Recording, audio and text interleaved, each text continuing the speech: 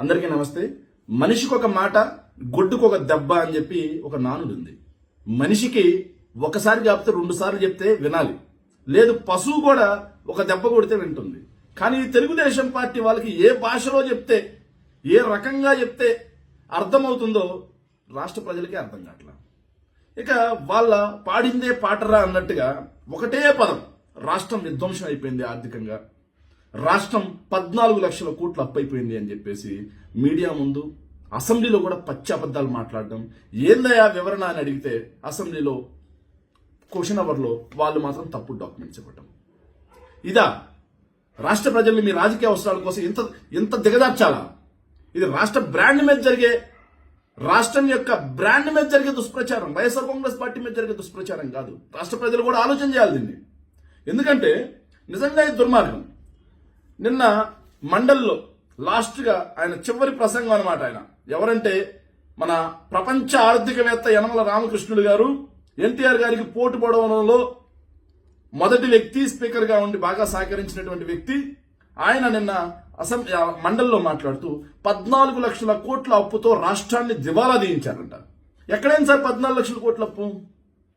అసలు రాష్ట్ర అప్పు ఎంత అని చెప్పి క్వశ్చన్ అవర్లో అడిగితే మీరిచ్చింది ఎంత? అదేవిధంగా మీ బడ్జెట్ డాక్యుమెంట్లో పెట్టిందంట. మీ budget document volume number 5 state debt, public debt 31 తారీఖు 3/2024 అంటే జగన్మోహన్ రెడ్డి గారు దిగిపోయడానికి 4,21,201.30 కోట్లు. ఇది పబ్లిక్ డెట్. దీనికి తోడుగా ఏదైతే కార్పొరేషన్ డెట్స్ ఉంటాయి కదా, కార్పొరేషన్ డెట్స్ కూడా కలుపుకుంటే మేము కాగ్ లెక్కల ప్రకారం పీపీటీఎస్ చూపించాం. దీనికి సమాధానం ఒక్క చెప్పరు. అసెంబ్లీలో కూడా ఏ డాక్యుమెంట్ చూపిస్తారు, కానీ మాట్లాడేది మాత్రం అన్ని తప్పుడు మాటలు మాట్లాడతారు. మరి దీని ప్రకారం చూసుకుంటే స్టేట్ అప్పు 6,6.5 లక్షల కోట్లు. మరి చంద్రబాబు నాయుడు గారు చేసిందంత, జగన్మోహన్ రెడ్డి గారు దాంట్లో చేసిందంత 2,60,000 కోట్లు. ఈ 2,60,000 కోట్లకి లెక్క ఉంది. దాన్ని కూడా మాట్లాడితే ఏం మాట్లాడంటే రాష్ట్ర ఖజానాన్ని ప్రైవేటు వ్యక్తుల జోబుల్లోకి మళ్లించారంట. ఎక్కడ మళ్లించారు సార్? జగన్మోహన్ రెడ్డి గారు 2,60,000 కోట్ల రూపాయలు అప్పు చేస్తే 4,70,000 కోట్ల 4.5 లక్షల కోట్ల రూపాయలు డీబీటీ, నాన్ డీబీటీ ద్వారా సంక్షేమం చేశారు. సచివాలయాలు వచ్చాయి, ఒక వ్యవస్థ సృష్టికరించబడింది. అదేవిధంగా ఏదైతే సచివాలయ వ్యవస్థ ద్వారా వీటన్నిటి ద్వారా 2,36,000 ఉద్యోగాలు కల్పించాం. ఇవి కాకుండా గవర్నమెంట్లో కాంట్రాక్ట్ అవుట్సోర్సింగ్ ద్వారా 6 లక్షల చిల్లర ఉద్యోగాలు కల్పించాం. ఎంఎస్ఎంఈలు, పరిశ్రమలు, వీటి ద్వారా మొత్తంగా 40 లక్షల ఉద్యోగాలు కల్పించాం. అది మీ లెక్కలే ఇచ్చారు. మీ బడ్జెట్ డాక్యుమెంట్, మీ సోషల్ ఎకనామిక్ సర్వేలో ఇచ్చారు ఇవన్నీ. మరి వాస్తవాలు ఎలా ఉంటే రాష్ట్రాన్ని దివాలా తీయించారు. ఎంతకాలం ఇలా రాష్ట్ర ప్రజలను తప్పుదోవ పట్టిస్తారు? మీ రాజకీయ అవసరాల కోసం రాష్ట్ర బ్రాండ్ ఎంతకాలం దెబ్బతీస్తారు? జిఎస్డిపి పడిపోయిందంట. అసలు జిఎస్డిపి పడిపోయిందా? ఏ లెక్కల ప్రకారం మాట్లాడుతున్నారు యనమల రామకృష్ణుడు గారు? ఇది మీరిచ్చిన బడ్జెట్ డాక్యుమెంట్లో ఏదైతే బడ్జెట్ బ్రీఫ్ పేజీ నెంబర్ 11, ఇది ఒక్కసారి చూడండి. దీనికి సంబంధించి GSDP deficit as percentage of GSDP ఆ పేజ్లో, దాంట్లో 2023-24కి రాష్ట్ర జిఎస్డిపి అంత, రివైజ్డ్ ఎస్టిమేట్స్ ఇవి. రాష్ట్ర జిఎస్డిపి అంత 16,06,009 కోట్ల రూపాయలు. జగన్మోహన్ రెడ్డి గారు ఎక్కడానికి జిఎస్డిపి అంత 8 లక్షల కోట్ల రూపాయలు. 8 లక్షల కోట్ల రూపాయల నుంచి కరోనా లాంటి కష్టకాలాన్ని ఎదుర్కొని కూడా డబుల్ నెంబర్ 16 లక్షల కోట్ల రూపాయలకి స్టేట్ జిఎస్డిపి పెరిగితే మరి జిఎస్డిపి పడిపోయిందని ఎట్లా మాట్లాడతారు యనమల రామకృష్ణుడు గారు? మరి మీరు పెట్టిన బడ్జెట్ డాక్యుమెంట్ తప్ప? మీ ఆర్థిక మంత్రి పనికి మాలినోడా?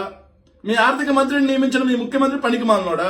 మీ అధికారులు తప్పుడు రాతలు రాస్తున్నారా, లేకపోతే మీరు తప్పుడు మాటలు మాట్లాడుతున్నారా? దీనికి సమాధానం చెప్పండి. మీరు ఇచ్చిన బడ్జెట్ డాక్యుమెంట్లో స్టేట్ అప్పంతనిచ్చారు. మరి మీ అధికారులు తప్పుడు రాతలు రాశారా? మీ ఆర్థిక మంత్రి తప్పుడు రాతలు రాయించారా?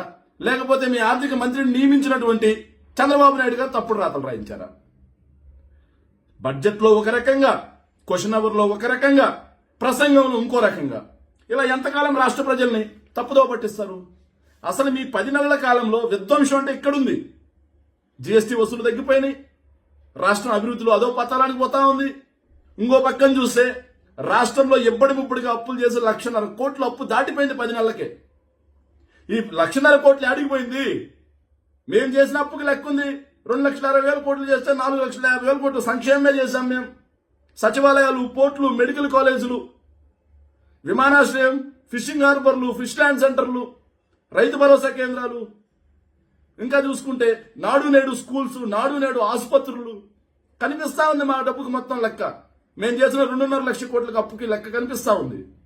మరి అంతకుముందు చంద్రబాబు నాయుడు గారు చేసిన 4 లక్షల కోట్లకి లెక్కలేదు. మరి ఇప్పుడు చేస్తున్నటువంటి 1.5 కోట్లకి లెక్కలేదు. సంక్షేమం లేదు, అభివృద్ధి లేదు. డబ్బంతా ఎవరి జోబులోకి వెళ్తుంది? ఏ ప్రైవేటు వ్యక్తుల జోబుల్లోకి వెళ్తుంది రాష్ట్ర ఖజానా? చెప్పండి. యనమల రామకృష్ణుడు గారు చెప్పండి. మీరు ప్రపంచ ఆర్థికవేత్త కదా. ఇలా కాకుండా బట్టగాల్చి మొహానేస్తాం, పడికట్టు పదాలు వాడతాం, 14 లక్షల కోట్ల అప్పు, ఆర్థిక విధ్వంసం అంటే ఖచ్చితంగా రాష్ట్ర ప్రజలు మీ అందరినీ బట్టలిప్పి నించోబెట్టే పరిస్థితి ఉంది. రాష్ట్ర ప్రజలకు ఇప్పుడిప్పుడే నిజాలు తెలుస్తా ఉన్నాయి. మీ రాజకీయ అవసరాల కోసం వైఎస్ఆర్ కాంగ్రెస్ పార్టీని ఇబ్బంది పెట్టాలి అని చెప్పి మీరు రాష్ట్రాన్ని అదపాతాలని దొక్కుతా ఉన్నారు, రాష్ట్ర బ్రాండ్ ని దెబ్బతీస్తా ఉన్నారని రాష్ట్ర ప్రజలు గమనిస్తా ఉన్నారు. Thank you.